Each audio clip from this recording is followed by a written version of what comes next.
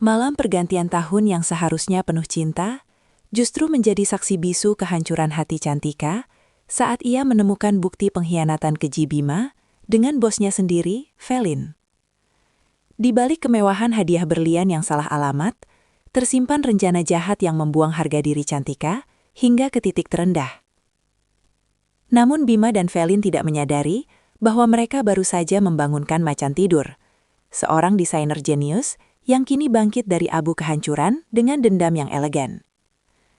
Bersama mentor misteriusnya, Galang, Cantika mulai merancang serangan balik yang akan meruntuhkan tahta kekuasaan mereka di depan publik dan mengubah rasa sakitnya menjadi tahta kesuksesan yang tak tergoyahkan di panggung mode dunia. Akankah Bima memohon ampun saat melihat istrinya yang dulu ia remehkan, kini bersinar jauh di atas jangkauannya? Halo semuanya, terima kasih sudah setia mengikuti kisah perjuangan Cantika sejauh ini.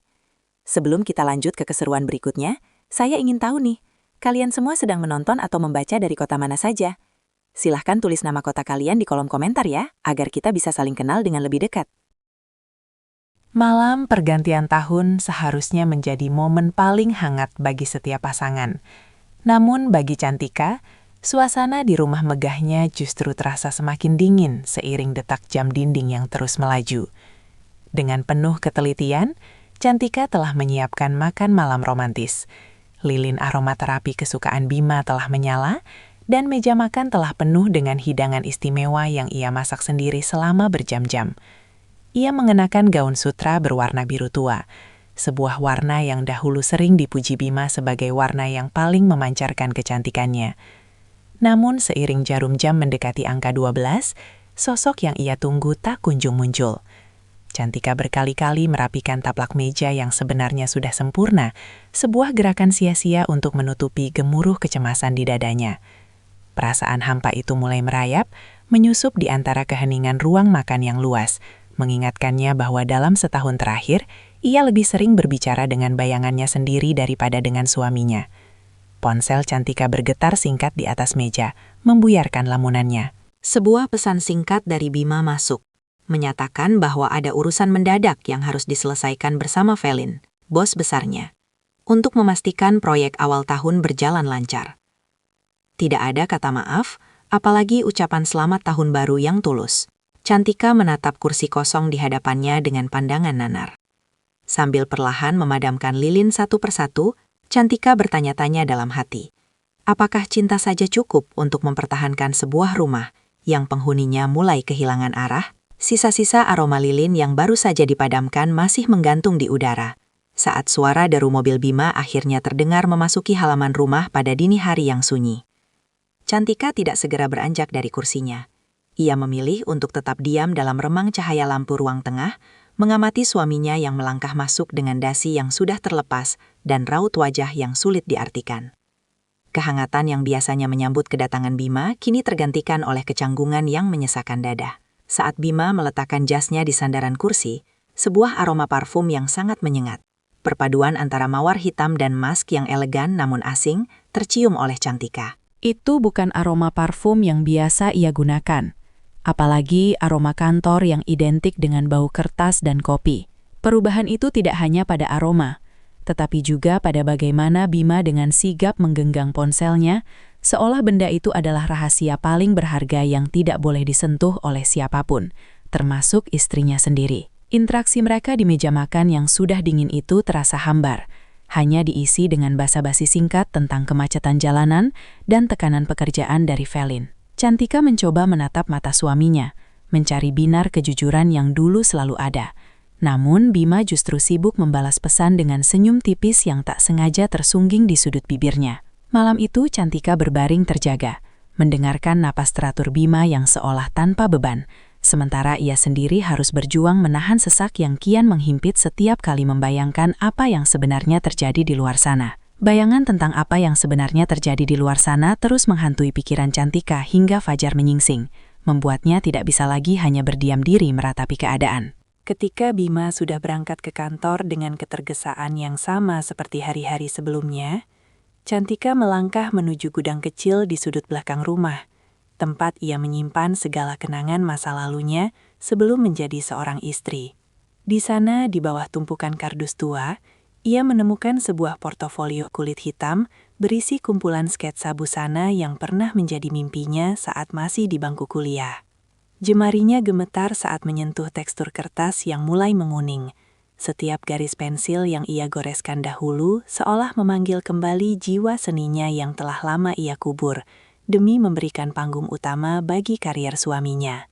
Ia menyadari bahwa selama bertahun-tahun ini, ia telah memangkas sayapnya sendiri agar Bima bisa terbang lebih tinggi. Namun timbal balik yang ia terima hanyalah pengabaian yang menyakitkan. Cantika membawa buku sketsa itu ke ruang tengah, membiarkan sinar matahari pagi menyinari lembaran-lembaran kreatif yang penuh ambisi. Sambil menggenggam pensil, ia mulai mencoba menggoreskan garis baru. Namun tangannya terasa kaku, seolah-olah bakatnya pun ikut membeku bersama hatinya yang mendingin. Hari itu, di tengah kesunyian rumah yang megah namun kosong, Cantika berjanji pada dirinya sendiri bahwa ia tidak akan membiarkan harapannya memudar begitu saja. Ia akan mulai membangun pondasi kekuatannya, garis demi garis, sebelum badai yang lebih besar benar-benar datang menghantam rumah tangganya. Badai yang lebih besar benar-benar datang menghantam rumah tangganya lebih cepat dari yang ia perkirakan. Dimulai dari sebuah ketukan di pintu pada suatu sore yang mendung. Seorang kurir berdiri di sana, menyerahkan sebuah kotak beludru merah berhiaskan pita emas yang terlihat sangat eksklusif. Tanpa rasa curiga, Cantika menandatangani tanda terima, berasumsi bahwa mungkin Bima ingin menebus kesalahannya di malam pergantian tahun dengan sebuah kejutan manis. Namun, saat jemarinya membuka tutup kotak tersebut, jantungnya seolah berhenti berdetak melihat seuntai kalung berlian yang berkilau mewah di dalamnya. Bukan perhiasan itu yang membuat dunianya runtuh, melainkan selembar kartu kecil yang terselip di balik bantalan sutranya. Di sana tertulis sebuah kalimat pendek namun menghancurkan. Untuk Felin. Terima kasih telah menjadi inspirasi terbesarku di setiap langkah. Dari pengagum rahasiamu, Bima. Cantika terduduk lemas di lantai ruang tamu, memegangi kartu itu dengan tangan yang mendingin. Kebenaran yang selama ini hanya berupa kecurigaan samar, kini terpampang nyata di depan matanya, tanpa celah untuk penyangkalan. Rasa mual menjalar di perutnya saat menyadari bahwa suaminya bukan hanya sekadar sibuk bekerja, melainkan telah memberikan perhatian dan materi yang seharusnya menjadi hak keluarga kepada wanita lain. Luka itu semakin dalam ketika ia mengingat kembali bagaimana ia harus berhemat untuk renovasi rumah, sementara Bima justru menghamburkan uang demi memenangkan hati bosnya. Alih-alih menangis histeris, sebuah amarah yang tenang mulai membakar dari dalam diri Cantika. Ia sadar bahwa kotak ini bukan sekadar perhiasan, melainkan senjata yang akan ia gunakan saat waktunya tiba untuk mengambil kembali harga dirinya yang telah diinjak-injak. Senjata yang ia simpan dalam kotak beludru itu menjadi motivasi utama bagi Cantika untuk bangkit dari lantai dingin dan mulai merias wajahnya dengan ketegasan yang belum pernah ia tunjukkan sebelumnya. Ia memilih mengenakan gaun hitam sederhana namun elegan. Lalu mengemudikan mobilnya menuju gedung pertemuan, tempat perusahaan Bima mengadakan perayaan pencapaian kuartal. Sesampainya di aula besar yang benderang, Cantika tidak segera menampakkan diri. Ia berdiri di balik pilar marmer, mengamati kerumunan orang-orang bersetelan mahal yang saling melempar tawa basa-basi. Matanya dengan cepat menangkap sosok Bima yang berdiri sangat dekat dengan seorang wanita bertubuh tinggi semampai dengan tatapan mata yang tajam dan berwibawa, Felin. Pemandangan di depannya jauh lebih menyakitkan daripada sekedar tulisan di kartu ucapan. Bima tampak begitu sigap mengambilkan minuman untuk Felin, sesekali menyentuh lengan wanita itu dengan gerakan yang terlalu akrab untuk hubungan antara bawahan dan atasan. Felin menyambut perhatian itu dengan senyuman penuh kemenangan, seolah ingin menunjukkan pada seluruh ruangan bahwa ia memiliki kendali penuh atas pria di sampingnya. Cantika merasakan dadanya seperti dihantam godam besar melihat suaminya memberikan binar mata yang sudah lama hilang saat berada di rumah kepada wanita lain. Ia menyadari bahwa kehadirannya di tempat ini bukan untuk melakukan keributan, melainkan untuk mengkonfirmasi bahwa lelaki yang ia cintai telah benar-benar pergi jauh, meninggalkan dirinya yang kini hanya menjadi penonton dalam sebuah pengkhianatan yang dirayakan secara terbuka. Pengkhianatan yang dirayakan secara terbuka itu membuat Cantika merasa oksigen di dalam ruangan semakin menipis, memaksanya untuk segera melangkah keluar menuju balkon gedung demi mencari udara segar. Ia bersandar pada pagar besi yang dingin, membiarkan angin malah menerpa wajahnya yang mulai memanas karena menahan gejolak emosi. Saat ia mencoba menenangkan degup jantungnya, sebuah suara bariton yang tenang memecah keheningan di sampingnya, menanyakan apakah ia baik-baik saja. Cantika menoleh dan mendapati seorang pria dengan tatapan mata yang teduh namun berwibawa berdiri di sana. Pria itu adalah Galang, seorang kurator seni dan pengusaha kreatif yang namanya cukup disegani. Secara tidak sengaja, buku sketsa di tangan Cantika terjatuh dan terbuka tepat di halaman yang menampilkan desain busana avant-garde yang ia kerjakan dengan sisa-sisa semangatnya pagi tadi. Galang membungkuk untuk mengambilnya. Namun gerakannya terhenti saat ia terpaku melihat detail kerumitan dan estetika unik dari karya tersebut. Bukannya segera mengembalikan, Galang justru menatap Cantika dengan penuh minat, menyatakan bahwa ia jarang sekali melihat karakter sekuat ini dalam sebuah goresan amatir. Galang melihat adanya bara api yang tersembunyi di balik kesedihan di mata Cantika, sebuah bakat besar yang hanya butuh ruang untuk bernapas. Bagi Cantika, pertemuan ini terasa seperti oase di tengah padang pasir. Untuk pertama kalinya setelah sekian lama, seseorang melihatnya bukan sebagai istri Bima, melainkan sebagai individu yang memiliki nilai. Pertemuan dengan Galang malam itu memberikan secercah cahaya baru, membisikkan bahwa di tengah keruntuhan dunianya, ada pintu lain yang mulai terbuka lebar untuk masa depannya.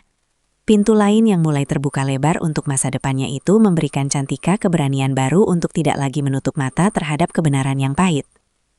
Sekembalinya dari pesta, ia mendapati Bima sudah terlelap dengan ponsel yang tergeletak begitu saja di samping bantal, sebuah kelalaian yang jarang terjadi. Dengan tangan yang sedikit bergetar, namun penuh tekad, Cantika mengambil perangkat tersebut dan mencoba memasukkan tanggal pernikahan mereka sebagai kata kunci, yang ternyata masih berfungsi.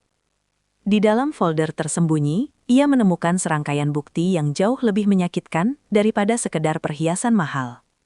Terdapat rincian reservasi hotel mewah untuk akhir pekan mendatang atas nama Bima dan Velin, lengkap dengan percakapan singkat yang menunjukkan bahwa ini bukanlah rencana pertama mereka. Jejak digital itu tidak berhenti pada hubungan personal, karena Cantika juga menemukan beberapa dokumen kantor yang difoto secara diam-diam, menunjukkan adanya manipulasi laporan keuangan yang melibatkan mereka berdua. Ia segera menyadari bahwa pengkhianatan ini memiliki lapisan yang jauh lebih gelap. Bima bukan hanya mengkhianati janji suci pernikahan, tetapi juga mempertaruhkan integritasnya demi memuaskan ambisi Velin. Cantika menatap layar ponsel itu dengan perasaan yang sulit digambarkan, antara hancur dan merasa tercerahkan karena kini ia memegang kendali penuh atas informasi. Dengan tenang, ia mengirimkan semua bukti tersebut ke alamat surel pribadinya sebagai jaminan keamanan.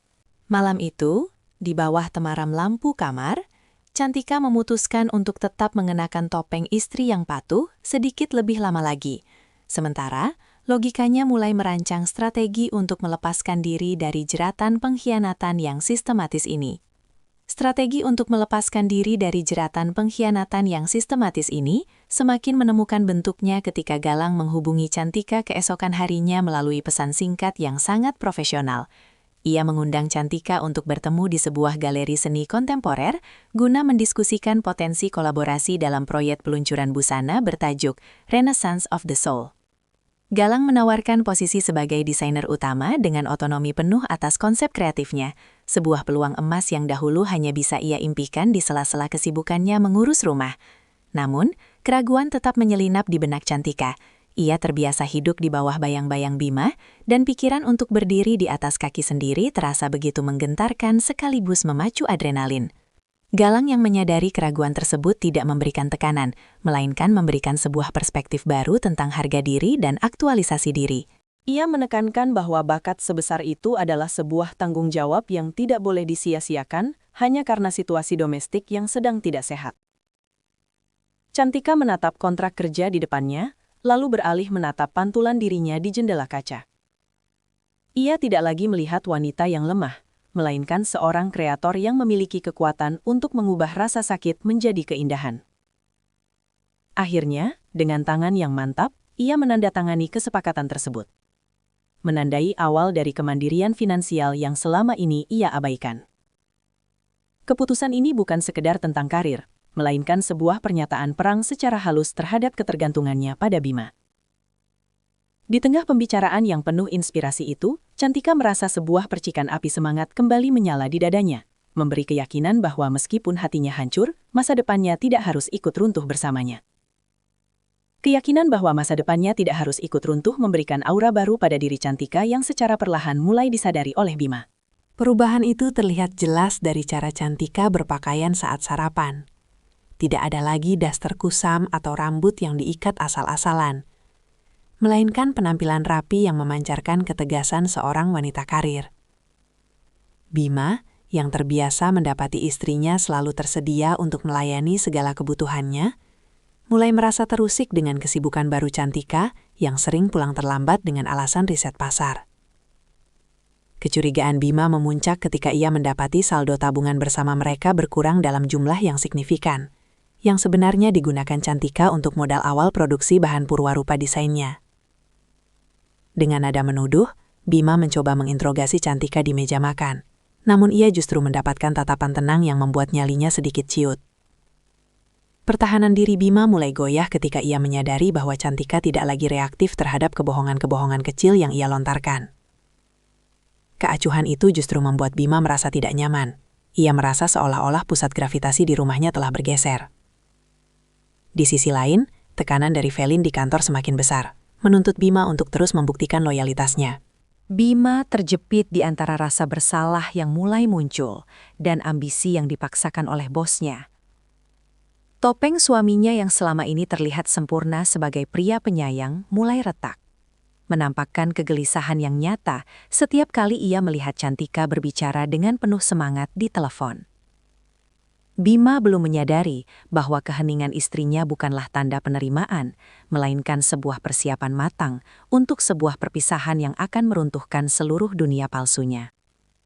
Persiapan matang untuk sebuah perpisahan itu membawa Cantika pada sebuah pertemuan yang tak terelakkan di sebuah peluncuran produk kecantikan ternama, di mana Felin hadir sebagai tamu kehormatan. Felin, yang mengenakan gaun merah menyala, sengaja menghampiri di tengah kerumunan kolega bisnis. Dengan senyum sinis yang tipis, Felin mulai melontarkan kata-kata tajam yang dibungkus dengan nada ramah, merendahkan peran Cantika yang dianggapnya hanya sebagai wanita rumah tangga biasa. Felin bahkan secara implisit menyiratkan bahwa Bima membutuhkan sosok pendamping yang lebih tangguh dan setara secara intelektual untuk mendukung ambisinya yang besar. Penghinaan itu justru menjadi katalisator yang mengubah keraguan Cantika menjadi keberanian yang mutlak. Bukannya tersinggung atau menangis, Cantika justru membalas dengan senyuman yang sangat elegan, menatap langsung ke dalam mata Felin dengan tatapan yang membuat bos Bima itu merasa tidak nyaman untuk pertama kalinya. Cantika menyadari sepenuhnya bahwa Felin hanya sedang mencoba menutupi rasa tidak amannya dengan kekuasaan, sementara dirinya kini memiliki sesuatu yang jauh lebih berharga, integritas dan karya nyata. Logikanya kini mengalahkan sisa-sisa hati yang masih tertinggal untuk Bima.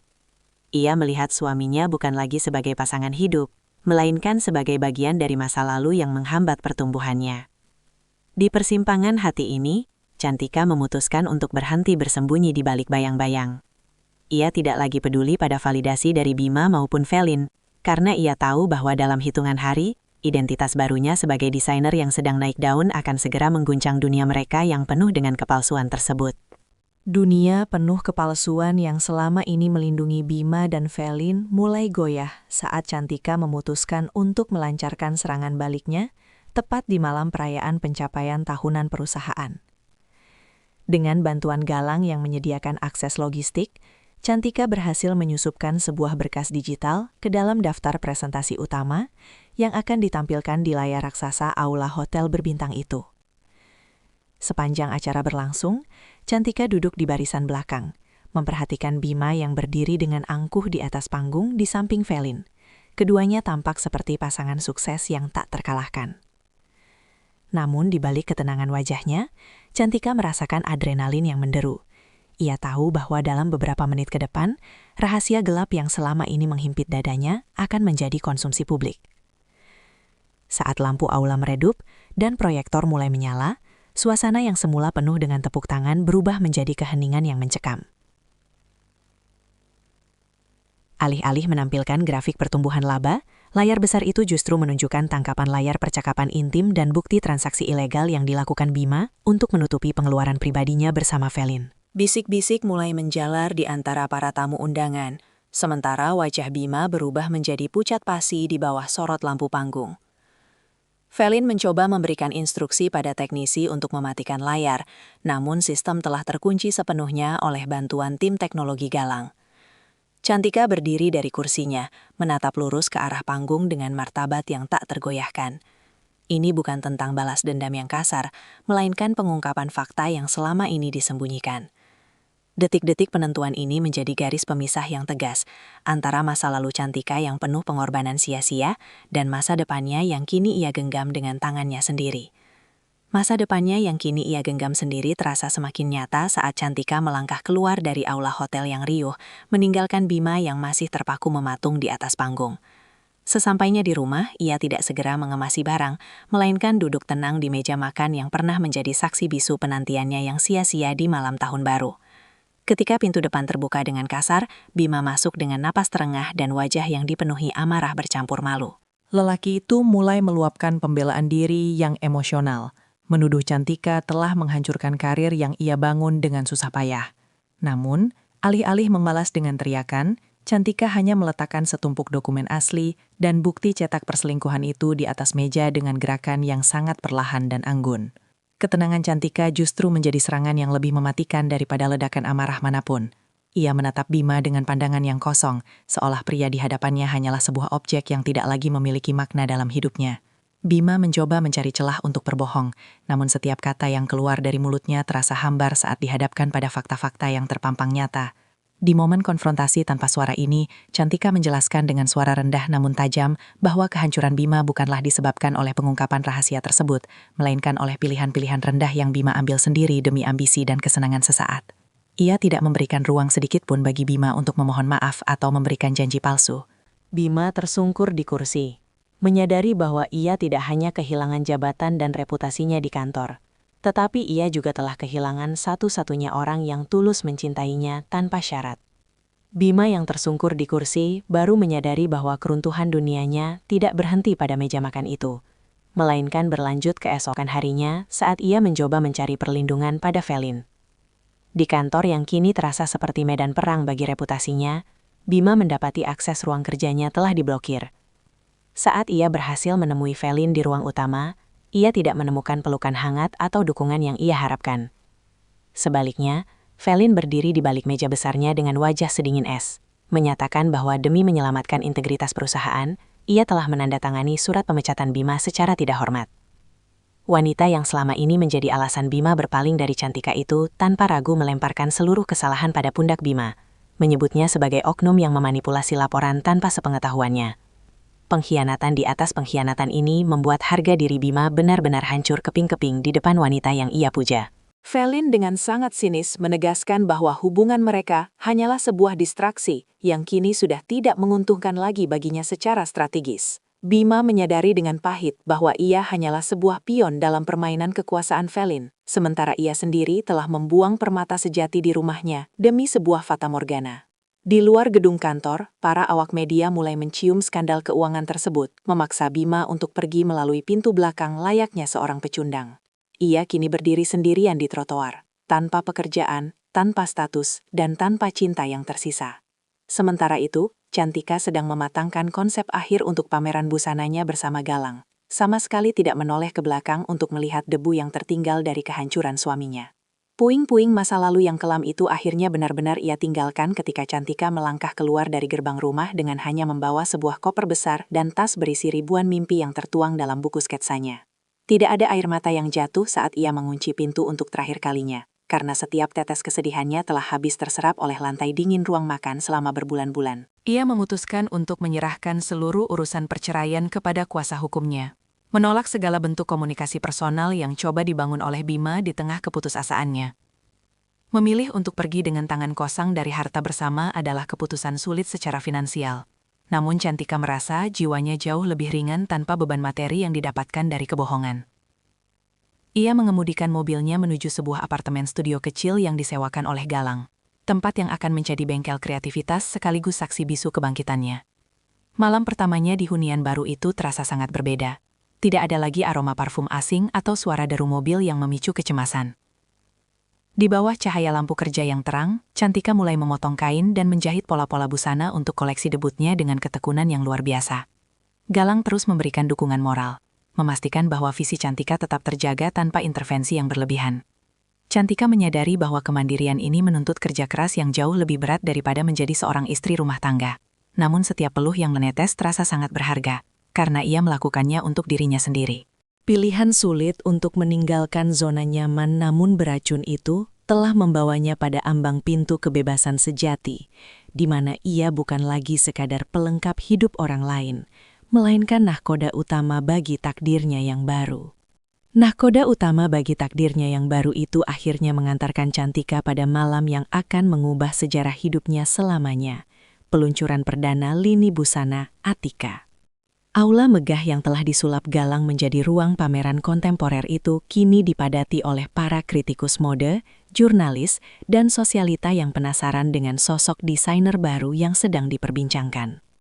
Cantika berdiri di balik panggung, jemarinya dengan cekatan merapikan lipatan terakhir pada gaun utama yang akan dikenakan oleh model paling bergengsi. Jantungnya berdegup kencang, namun bukan karena ketakutan, melainkan karena gairah yang sudah lama padam kini berkobar kembali. Ia melihat setiap helai kain yang ia jahit sebagai representasi dari transformasi batinnya, dari kelembutan yang tertindas menuju kekuatan yang anggun dan berani. Saat musik latar yang dramatis mulai menggema, dan lampu sorot menyinari lantai catwalk, satu persatu koleksi busana Cantika meluncur dengan memukau. Desainnya yang menggabungkan struktur tegas dengan sentuhan feminin yang halus, mendapatkan sambutan luar biasa dari para undangan. Galang yang berdiri di pojok ruangan, memberikan anggukan bangga, menyadari bahwa instingnya sejak awal tidak salah. Cantika adalah permata yang hanya butuh sedikit cahaya untuk bersinar paling terang. Penonton memberikan tepuk tangan berdiri saat ia melangkah keluar di akhir peragaan busana, menandai sebuah pernyataan bahwa ia telah lahir kembali. Malam itu bukan sekadar tentang industri mode, melainkan tentang pembuktian bahwa rasa sakit yang dikelola dengan kreativitas mampu menciptakan mahakarya yang tidak hanya indah secara visual, tetapi juga kuat secara jiwa. Kekuatan jiwa yang terpancar dari keberhasilan malam itu segera menjadi buah bibir di berbagai media massa, membawa wajah Cantika menghiasi halaman depan majalah-majalah gaya hidup ternama.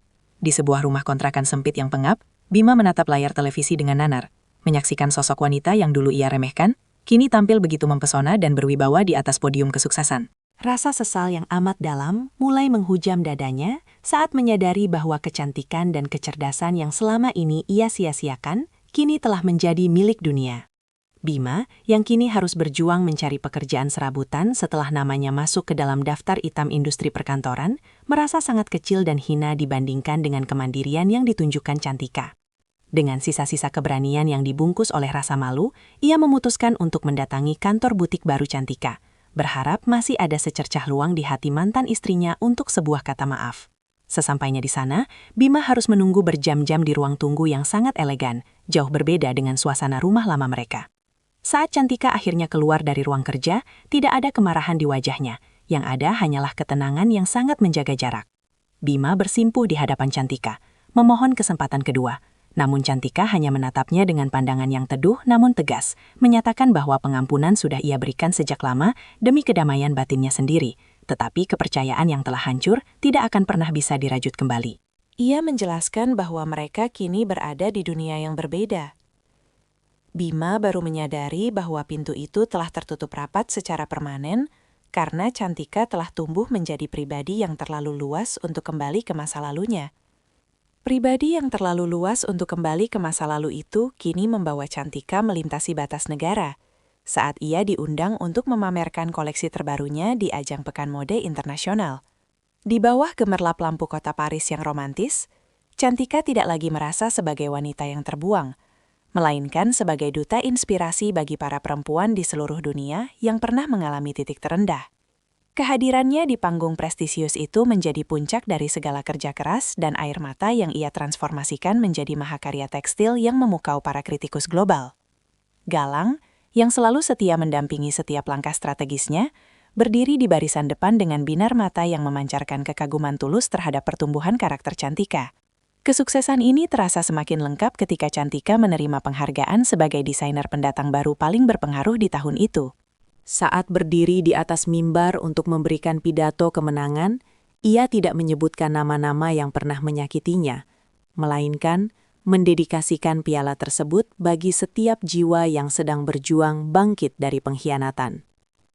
Ia berbicara tentang pentingnya menemukan kemandirian dan bagaimana sebuah kehancuran bisa menjadi fondasi paling kokoh untuk membangun kejayaan yang baru. Di tengah sorak-sorai penonton, Cantika merasakan kepuasan batin yang tak ternilai harganya. Ia menyadari bahwa kebahagiaan sejati bukan terletak pada permintaan maaf orang lain, melainkan pada keberhasilan diri sendiri dalam melampaui batasan rasa sakit. Malam itu, Cantika mengukuhkan namanya sebagai ikon kekuatan wanita modern. Ia telah berhasil membuktikan bahwa takdir tidak ditentukan oleh pengkhianatan orang lain, melainkan oleh keberanian untuk terus melangkah maju meski dalam kesunyian. Keberanian untuk terus melangkah maju meski dalam kesunyian akhirnya membawa Cantika pada sebuah pemahaman baru, bahwa hidup tidak selamanya harus dihadapi sendirian. Sekembalinya dari hiruk-pikuk kesuksesan di Paris, ia mulai meluangkan waktu untuk menyadari kehadiran sosok yang selama ini menjadi pilar penopang di balik layar. Galang bukan sekadar rekan kerja yang cerdas, ia adalah satu-satunya orang yang tetap berdiri di samping Cantika saat wanita itu masih berupa bongkahan batu kasar yang penuh luka. Di sebuah sore yang tenang di taman belakang kantor barunya, mereka duduk bersama sambil menikmati secangkir teh, membicarakan hal-hal di luar urusan kontrak dan sketsa busana.